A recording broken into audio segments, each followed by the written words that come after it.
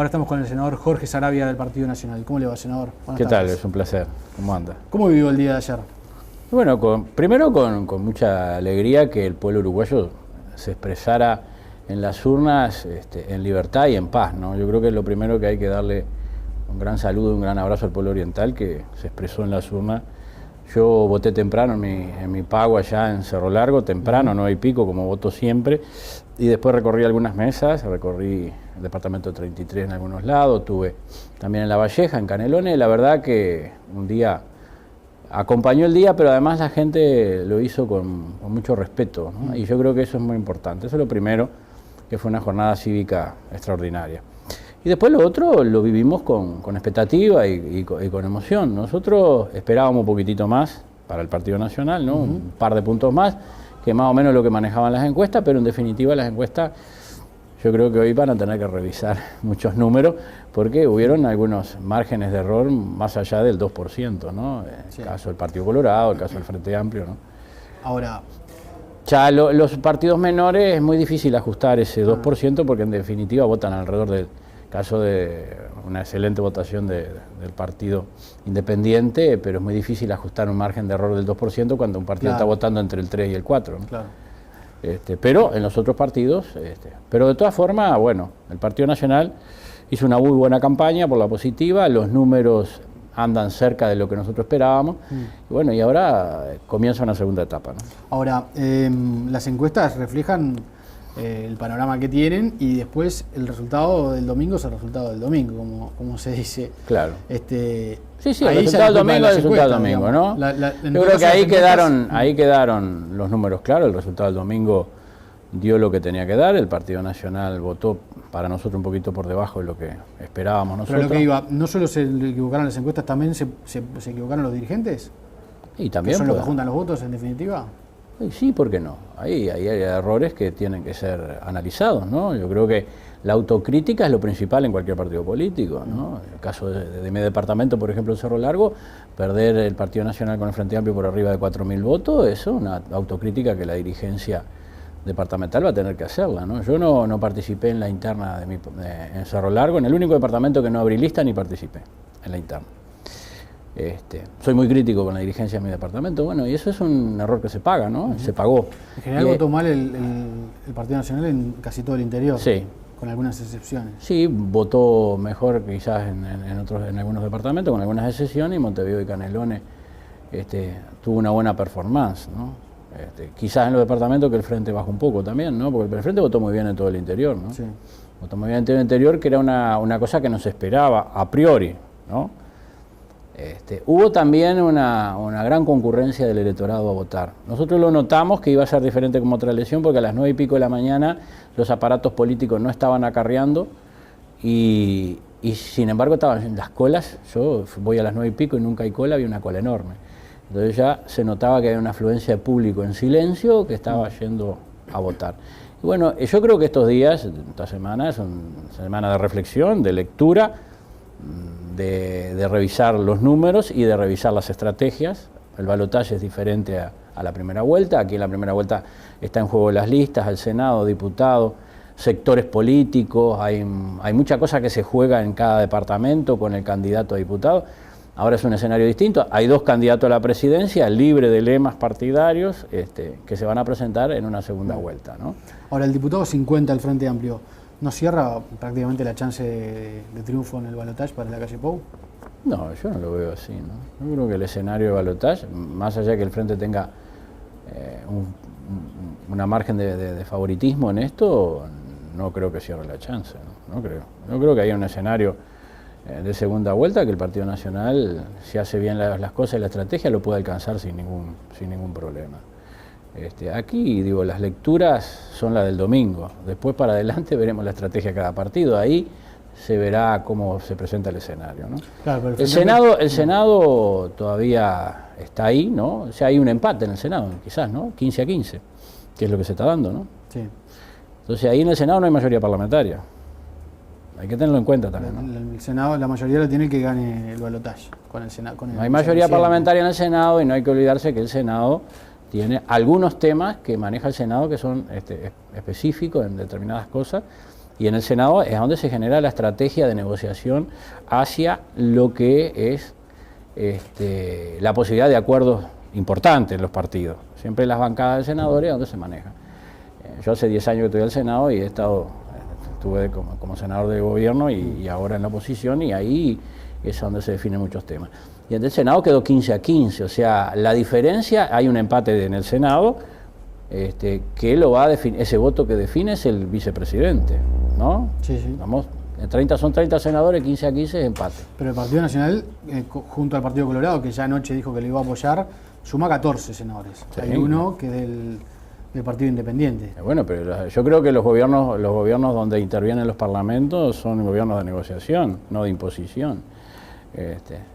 Lo que sí está claro que el Senado, el Frente Amplio no va a poder imponer las mayorías absolutas si cambia el escenario de segunda vuelta, ¿no? O sea que ahí va a haber un desempate por vía de la coalición que se pueda generar desde el otro lado. O sea, ¿hay posibilidad de una coalición del otro lado con el Partido Independiente, con el Partido Colorado, el Partido Nacional? La hay en el Senado.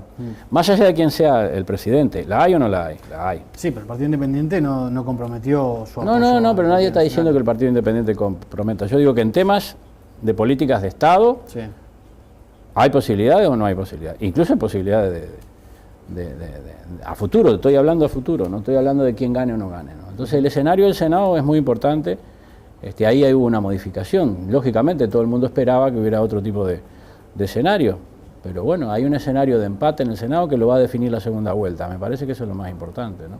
Y ahí, bueno, veremos, o sea que no es una segunda vuelta que vos digas, a mi entender, me puedo equivocar, no soy politólogo, también, pero los politólogos se equivocaron también, ¿no? Claro, el Frente obtuvo ayer casi el 48%, está ahí. Sí, 47 y algo, largo, casi largo, sí. Sí, está en la raya, es decir, de la mayoría parlamentaria. Faltan muy poquitos votos para ganar una segunda vuelta.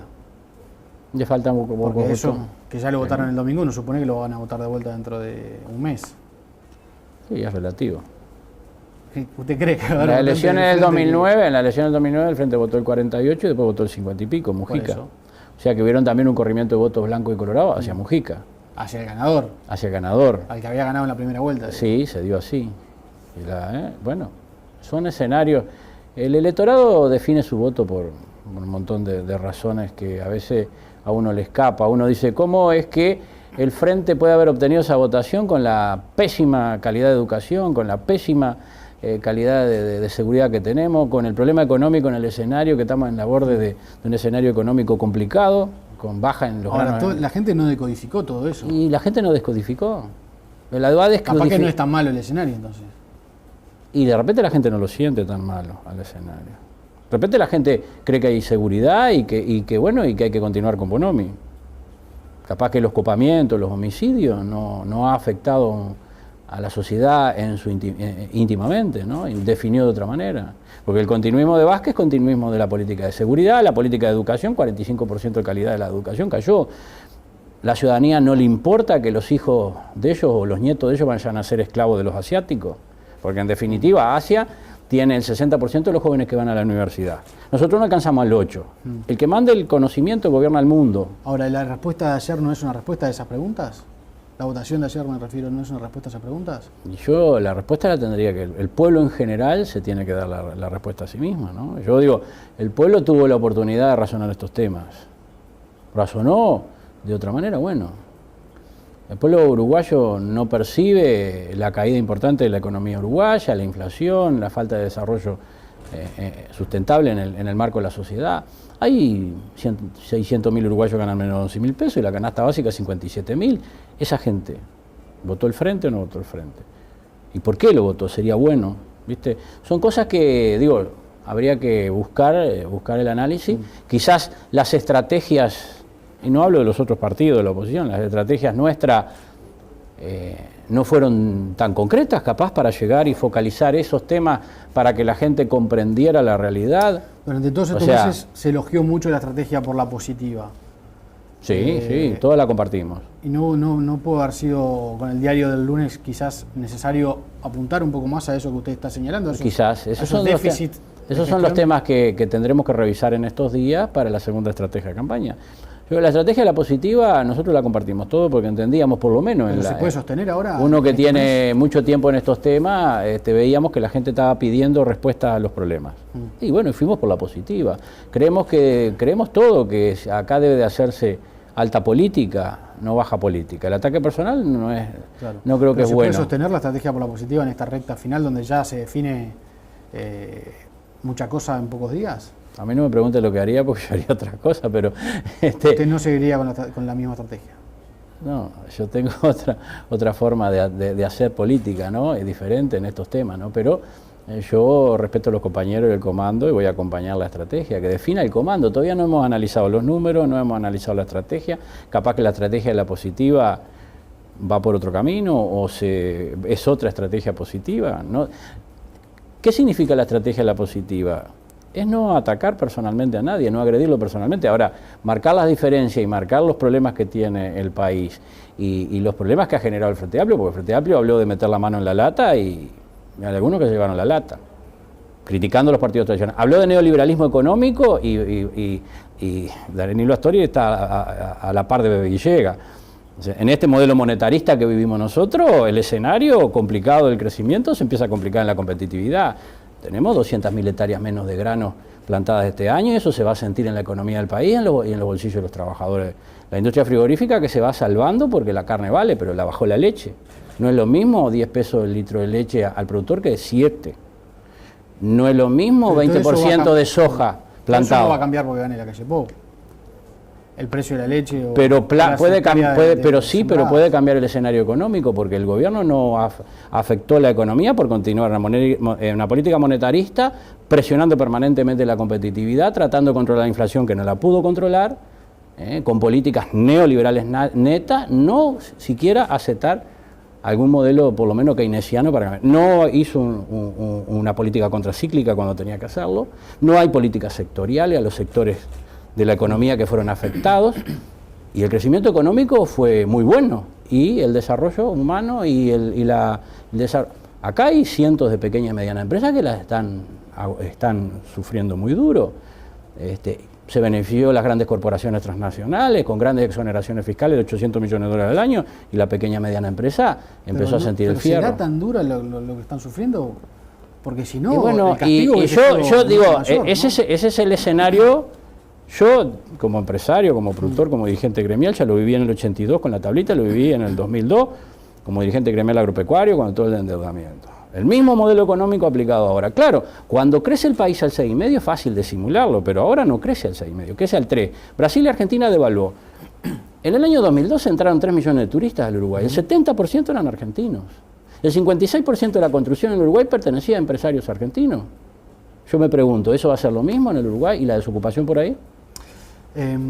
Ahora, si usted sigue gastando como tira el gobierno que tiró plata, si usted tiró 400 millones de dólares en Pluna, si usted mal administró otros 400, 500 millones de dólares en ANCAP, y así no pasa nada, yo creo que eso sería bueno, nosotros estos días, descodificar eso, porque de repente la sociedad no le ha llegado ese mensaje, o no lo siente tan claro. Porque el frente hizo llegar ese mensaje. Hacer una campaña menos positiva y más incisiva sobre alguno de esos... Y puede ser, pero yo digo, la sociedad descodificó eso, la sociedad descodificó los 800.000 trabajadores, que dice la central de trabajadores que ganan menos de 17.000 pesos, con una canasta de 57, y los jubilados, 160.000 jubilados que ganan 8.000 pesos. ¿Viven con eso? ¿Habló con otros dirigentes del Partido Nacional hoy? Con algunos hemos conversado, de los departamentos, compañeros nuestros. Y bueno, y ¿cuál es el ánimo? El ánimo es altamente positivo. Nosotros estamos con la bandera levantada y en la cuchilla. Sí, por algo somos un partido de 178 años de historia, que hemos estado más en el llano que en el gobierno. ¿Por qué? Porque tenemos tradición e ideología, que eso es lo que mantiene a los partidos en la permanencia. El Partido Nacional, gane o pierda esta elección, no va a desaparecer, va a continuar quién sabe por cuántos siglos más. Y va a depender de las sucesivas dirigencias, pero en realidad el partido no vive de los dirigentes, subsiste porque existe tradición e ideología en este partido. Usted fue senador del Frente Amplio. Sí, señor. ¿Cómo ve ahora que el Frente Amplio vuelva a obtener la mayoría parlamentaria? ¿Cómo se imagina? Con preocupación, yo lo viví, con preocupación porque yo viví la mayoría parlamentaria siendo parlamentario y tuve dificultades siendo oficialismo internas. y siendo oposición. Claro, siendo oficialismo tuve mayoría parlamentaria y apliqué la mayoría parlamentaria, algunas cosas no la apliqué y tuve grandes problemas, ¿no? Porque en realidad el Frente codifica esto por la vía de la mesa política o del plenario o de las decisiones que vienen de la bancada. Y después que se aplica la disciplina partidaria, en cualquier tema hay que aplicarlo. Y eso trae dificultades. Y muchas veces, al aplicar la mayoría parlamentaria, estando del lado del gobierno, yo me daba cuenta que del lado de la oposición tenían mucha razón y que no se estaba aceptando razones. ¿Cuándo empezó, por ejemplo, el caso de Pluna? Que hace muchos años. Cuando Moreira empezó a hablar y a advertir, porque todavía ni había pasado lo que... Bueno, como cuando nosotros empezamos a advertir, ya como oposición, porque ya estábamos en el Partido Nacional, el tema hace 3 años pidiendo pedido informe, el tema de ANCAP, el déficit de ANCAP y determinada administración de ALUR y los subsidios a ALUR, uno notaba ahí al revés, ¿no? Que en definitiva no lo escuchaban, porque al tener la mayoría parlamentaria parece que sos el dueño de la verdad. Y en realidad muchas veces quedó demostrado que la oposición tenía razón, y que se hubiera evitado, por ejemplo, el remate trucho de Pluna y muchas cosas más, ¿no? Entonces yo creo que la mayoría parlamentaria sirve en cuanto sea de varios partidos. Yo soy muy defensor de los sistemas parlamentarios, de múltiples mayorías. Por ejemplo, Brasil construye sus mayorías en base a varios partidos. Uno mira la base parlamentaria de Dilma Rousseff y hay que armarla, pero eso le da otro control. Y a veces interviene la oposición en esas mayorías y otras veces no interviene. Y a veces es mucho mejor en las políticas de Estado eso, tiene más duración, ¿no? Y acá hemos tenido varios problemas por las mayorías absolutas. Y bueno, la gente volvió a dar legítimamente una mayoría absoluta en diputados. Ese empate se va a definir en la segunda vuelta en el Senado. Bueno, ojalá que ese periodo que se viene, si es del Frente Amplio, no se vuelva a aplicar las manos enyesadas por el plenario, porque en definitiva le hacen daño al país, ¿no?